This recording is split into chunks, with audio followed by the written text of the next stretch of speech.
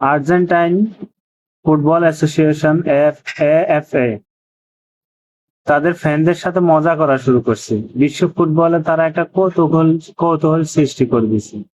মনে হচ্ছে তারা একটা মানে কি জানি কি হাস্যকর বিষয় সৃষ্টি করে দিছে। ফিনালে সীমা তো বাতিল হয়ে গেছে, খেলার কথা ছিল স্পেনের সাথে কাতারের থেকে যখন ম্যাচটা সরিয়ে সান্তিয়াগো বার্নাব্যুতে নেওয়া হলো, তখন আর্জেন্টিনা করলো কি, আমরা খেলবো না।